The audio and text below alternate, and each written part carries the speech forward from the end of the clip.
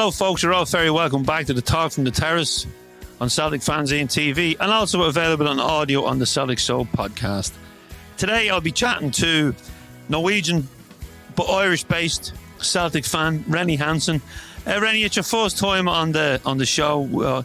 Good pals. We travelled together in a taxi from Murphy's last week to Celtic Park, and one thing you told me in that taxi was that if we didn't win on Thursday night, that we would face an uphill battle in Norway.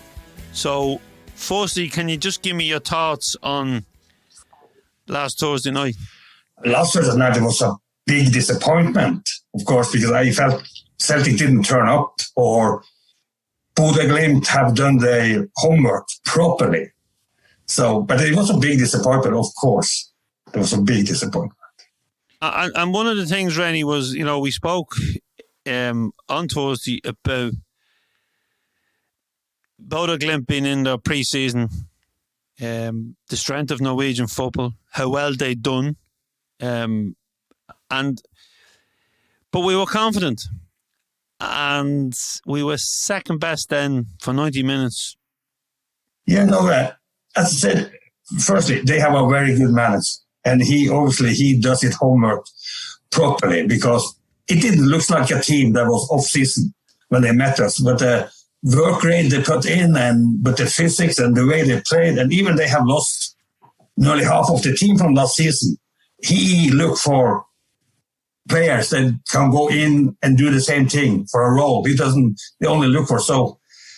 No, but I was disappointed and I was surprised. I didn't expect Bodo to be so good, because I saw them 4 or 5 games last season in the Norwegian League, and it was good. They're really good. And of course, they're league champion 2 years in a row. And yeah, it tells all.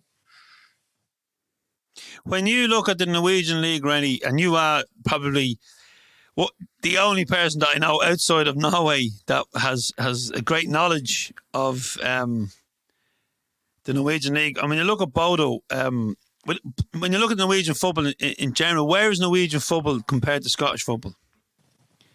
I will say the Scottish League is a little bit better, but the 2 top teams in Scottish League are over a season better than the Norwegian team. But in the last couple of seasons, you can say Rosenborg and Molde have disappointed. But the money Molde and Rosenborg have, they should be light year ahead of the rest of the league. So what he have done in Bodø with nearly no money is unbelievable. But I will say there's only 3 teams in Norway that is good now. And that's the Rosenborg, Molde, and Bodo Glimt. And yeah, I would say the Scottish League is better than the Norwegian League. And did you read up? I'm getting a bit of feedback here, Rene. Sorry. Did you read up on any of the Norwegian reports from the game? Oh, yeah, of course. I had to, and no, the Norwegian media, of course, they are very, very proud of Bodo Glimt, and they said it like it was, that Bodo Glimt was far better team. Of course, they put a little bit extra on it. They outplayed Celtic, but I'm not agreeing with that. But the media it's very positive to Bodo Glimt in Norway, and that's not only the local media, but the national newspapers. And then they give them broad coverage. It's a lot to read. Yeah, and one thing we did say, Rene, as well, was that, they were in the pre-season, and maybe naively we were thinking, they won't be as fit as our players. Our players are well into the season. They did cramp up near the end of the game now, whatever it was, play acting, or they were physically exhausted. They looked a bigger team than us. They looked very organised, but maybe they had been planning for this game for a long time, while we have been playing 2 games a week. Yeah. And maybe Europe isn't our priority. No, they had planned for this game for 3 months. That's the only game they have planned for. And they spent, it was 3 weeks before they arrived in Glasgow in Marbella, and they played, a Russian team and a Romanian team. So, no, they was well prepared, as you can see. And I'm disappointed and surprised. Yeah, and then, Rene, right, so 2 charter flights sold out to heading for Bodo, and then I see fans now already on some there and some on their journeys. It's generally, when I looked at it was 3 flights there and 3 flights back. It's a long journey. What can Celtic fans expect when they get to Bodo? Oh, they will be very welcome. The Bodo people will take care of them, and the people is very nice, but the scenery is spectacular up there. It's up by the sea, so you go far north, but you won't get it Baltic. So I think the middle temperature in this time of year is about 0 degrees, and it could be windy, but the scenery, it's breathtaking. If you take a trip around Bodo, then it's breathtaking. And as I said, it's far north, but it's not the North Pole, if you know what I mean, because they have a coastal climate. But if you go in the inland, you can easily get -30 up there or something. But Bodo is nice. It's I'd say it's like Ireland on a winter day. And when you've done your sightseeing, hotels are quite expensive, and it's going to be expensive for a pint. Yeah, expensive, 14, 15 pounds or something. But you're originally not far from that area. No, we used to say I'm from the neighboring city. It's only 240 kilometers. So we used to go to Bodo to watch Bodo Glimt. No, on a day trip, only 4.5 hours each way. So that's our neighbor. Northern Norway, 250 kilometers. That's next to nothing. Well, it's I suppose it's like going to, maybe Aberdeen and your bus breaking down for an hour. From Glasgow. How do you see the game playing out, Rene, over there? It's a plastic pitch, plastic isn't it? pitch, and the stadium is sold out, but it's only 4,600, and there's 400 Celtic supporters up there, so it will be a good atmosphere. But I'm not afraid for the plastic pitch. We know how to play. Maybe it suits us better. You never know. But if we score an early goal, we can win this game. Of course we can. That's and Rene, as Ange said, it's only half time, and it is a tough trip to go. It's a tough away game. What's the? You said the stadium only holds over 4,000. What's the stadium like, and the infrastructure around the stadium? It's only one stand. I think they have roof, and of course they will place the Celtic supporter on the stand with no roof, and it's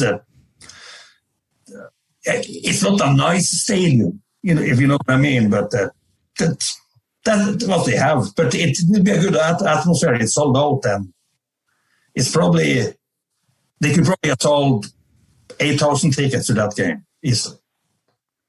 So the secret behind this team is the manager? Yes. And the manager and the way he wants to play football and the kind of players he brings into the team. And the top scorer they had last season, he was a flop in Rosenborg.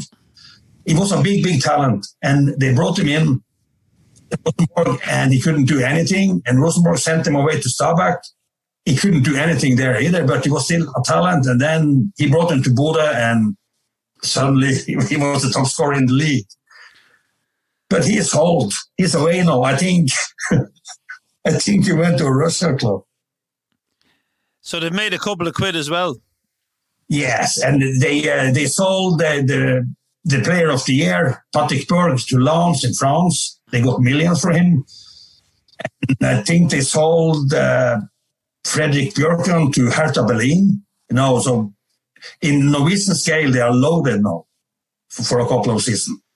Because even, I remember when a couple of years ago, Molde went to the group stage in Europa League. We laugh off that money, but that, for a Norwegian club, that was like they had money for a couple of seasons. So they have a lot to play for, honor and the money. Even Conference League money, it's big money in Norwegian scale. But on paper, Rene, we should be able to compete over there, and we should be, it's very important, first goal. Yeah, if you had a forced goal, we only need 2 goals to take it to extra time. That's the way I look at it.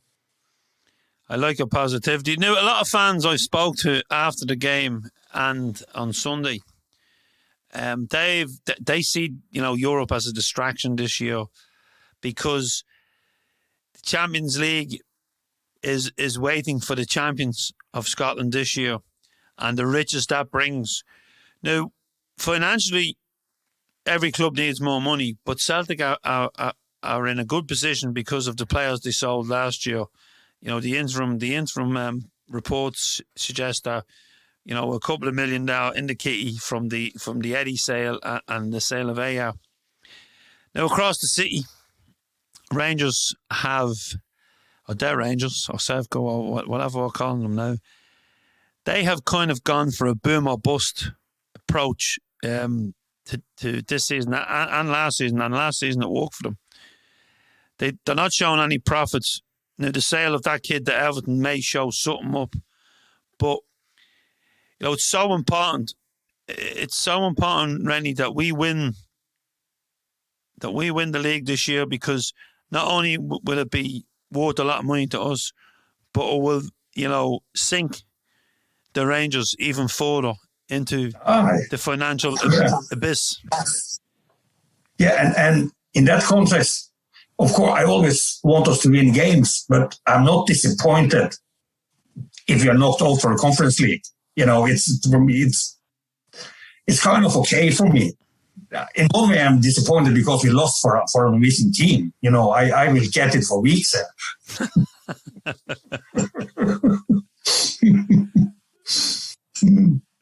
But that's part and parcel of, like you were always going to get it from your friends back home in Norway. Oh yeah, I couldn't be bothered to open Facebook the day after because I knew it was there. I knew. And asked me to explain. I didn't want to explain.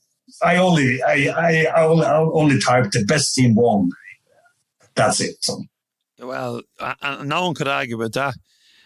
Now, Rennie, just before we move on to SBL action, can you just give the listeners and the viewers a little intro into yourself and why Celtic?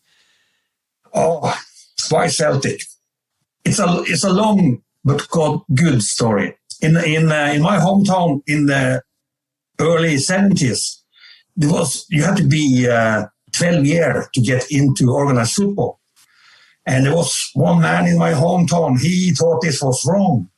So he had an idea and he tried to do something. And he started to write a letter to clubs worldwide. Then he asked for tops. And a lot of this club responded and actually sent him tops for teams. So he got tops for Dynamo Kiev, Inter Milan, Real Madrid, Ajax, Arsenal, Celtic, and our suburban, our part of the town, we got the Celtic tops. So every kid in my neighborhood, only team we want to play for was Celtic. And every kid I know when I grew up, the first football top we had was a Celtic top. So what year would that be? 1972, I think I was picked to the team as a reserve. I didn't get the game.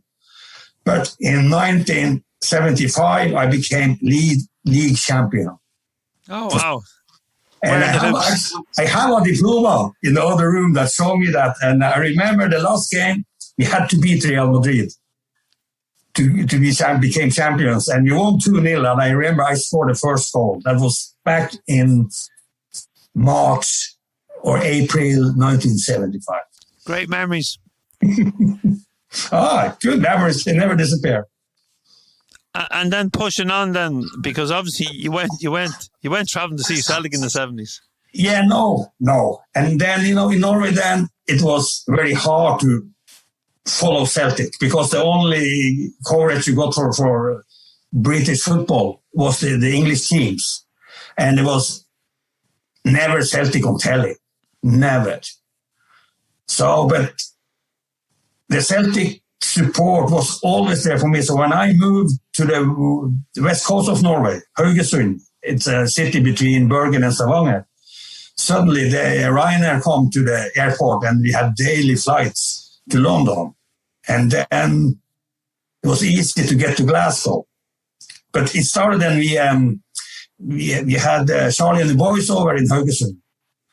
And then Jimmy Grease said, whatever game we want to go to, only contact them and they have tickets. And of course, first opportunity, we went over and for our Old Firm game.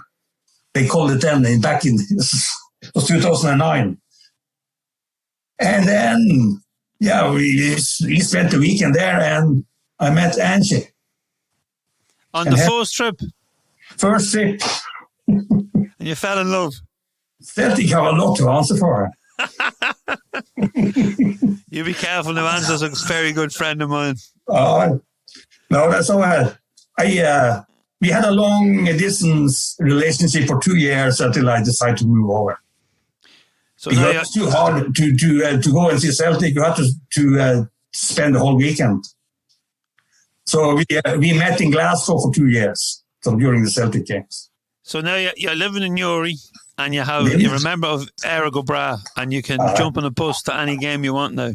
Oh, that's so brilliant. I just say I love it to go to sleep in my own bed after a game. I love it. Yeah, it can be nice, but after the Dundee game on Sunday, the flight was delayed with the weather. It was meant to be 11 o'clock flight, and it was half fun of me getting home. And I said to myself, the long old days, I wouldn't have minded now a couple of points after the game and into a bed in a hotel, but it was well worth it because when another late goal after, we had to dig our heels in on Sunday, Rene. It wasn't given to us, and I suppose the added pressure, even we put on ourselves as fans when the Rangers dropped points. I watched the game before the Celtic kickoff, and it was great, and but in the early days, wasn't that the rule? When the Rangers missed the day before, the same happened with us. Always, but not always. It felt like always, and we had the chance not to catch up. We failed, but as Anne say, we never stop. We stop and it's finished, and we celebrate. That's the way to do it. Yeah, and I suppose we're lucky now that we have a stronger bench than we did have, when we played Bayer Leverkusen, when we almost pulled off a memorable result in Germany.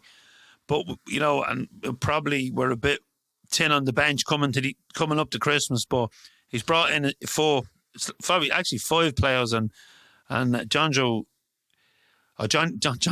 Kenny is now back training on grass. He arrived with a little injury, and I was speaking to Willie McStay on Sunday, and I said, "Well, how's he doing?" And he says, "He's not a B team player." He says he's a first team squad player, and just he's waiting for him to get fit, and he likes what he's seen from him, and he likes the report. So it's food for thought for this young kid coming in with after 2 years senior football at the League of Ireland, and obviously when it's an Irish player, there's a lot of interest over here, and especially with the Sligo connection. So hopefully hopefully Johnny gets in the team before the end of the season, or, comes off the bench or something, because, we have a stronger bench now, and that's been proven in with these late goals, and even against Aberdeen when we were coasting in the first half, but then we had to dig in the second half and battle. Yeah, no, but as I say, the bench, when I see the bench, it makes me smile because it looks so strong. And it looks so strong, and it's really no different in quality. Whatever he puts in, there is no subs on the bench. It is actually first team players that sit on the bench and only wait to grab the opportunity. Yeah. And then looking forward, obviously we hope I hope we get a result on Thursday night. For me, it's not a distraction. It probably should be, because the Champions League and winning the league is just, it's such a big thing. I'm not thinking about booking flights to Tirana just yet. No, but it hasn't been wonderful to be the first British team to be in the Conference League. You mean like the European Cup? No, but all joking aside, and we'll all be hoping Celtic win on Thursday night. I don't think anyone, when Celtic go on the pitch, you want them to win, and you don't want any players to get injured. No matter if it's a friendly or a game of tiddlywinks, as Jim Mervyn said to me one day, he said, "I want Celtic to win a game of tiddlywinks," and that's how much it means to people. But Rennie, looking forward to the Hibs game now on Sunday. We'll be there. So yes, I'm looking forward to seeing you. Get that. I won't be coming to your hotel room. You can rest assured. I'm getting a lift. From the airport. But it's going to be a tough game. Hibs haven't been firing on all cylinders, but Sean Maloney is starting to see a bit of light. He's under a bit of pressure. The atmosphere is going to be great. How do you see that one going? Our way. No, I'm always optimistic, but if you take player for player, we should beat them, but we need an early goal, as I feel. If we score in the first 20 minutes and we get them to hunt us, it should be a victory for us. It should be, but I always think we win. I have never any doubt. No, never any. Therefore, the disappointment is so big when it's not happened. Yeah, well, the form under Ange has been, it's been since we come back from the break. It's been, apart from the Bodo Glimt game, it's been outstanding. Yeah, and the football we play, it's so lovely to watch, and it's no luck any longer. So you don't have to pray. They only let the boys play the way they can play football and the way Ange want them to play, and then we will win. And on Andreni, now I know you a lot better than our listeners or our viewers, and hopefully we'll get you back on, because I know your love for football and I know your knowledge of football. But but after the season we had last year, Ange came in and he arrived on his own, and he just I don't think any of us expected him to turn it around so quick. We gave him a chance, and he's just been a breath of fresh air. Yeah, no, it's unbelievable. So when you compare to last season, I have to admit I gave up the league pretty early. No, in October, November, you can see that there was nothing. There was nothing to. How to explain it? Anyway, I gave up the way we played football and the way everything was, with one scandal after the other. It was too much that disrupted us. So, and now the way he come in and turn it around, and as you said, no one thought that he could do it so fast. Oh, it's unreal. So you're predicting 2 wins this week, Rennie? Yes, I am. As someone said to me the other day, I hope we win in Norway, but we get knocked out. So 2-1. So that's what someone said to me. I forget, someone said that to me on Sunday. But now we're looking for 2 wins, Rennie. We're looking to progress. A winning team. As I said, if we score 2 goals, it's extra time. If we win 2-0, it's extra time. And Can you not see them scoring at home? Yeah, it's depend on us. But if we score early, and people say that look what they did against Rome. But you have to remember, Mourinho, he took his team up to the border the same day they played. And he didn't bother to have a session on the pitch before the game. And, some of the star players was left home. So he thought it was a walkover. We know it's not a walkover when it comes up there. So do you think Rene he'll play his best 11? Yeah, but it doesn't matter. So what is the best 11? With the bench we have, so we will, whatever team we put on the pitch is a strong team. It doesn't matter if it's a Tom Roach's player or Matt O'Reilly play. He'll play. That doesn't matter. It's a strong team anyway. And then he can still bring in as good as for the Hibs game, or vice versa. Of course, but I think Goko Marcus, he will start. We need that strong, tall guy against them. You can see the size of the border defenders. All over the pitch, they look bigger than us. Mm-hmm. So there was two from Sunday. Right, you look right. Giamakis was first touch in the net. 3 first touch goals, excellent stuff. So yeah, he's got the jersey now for up front. But Greg Taylor was dropped on Sunday, and he brought Tony Ralston back in on the right. So fullback wise, does he go back to Taylor, or do you think he sticks with the Croatian lad?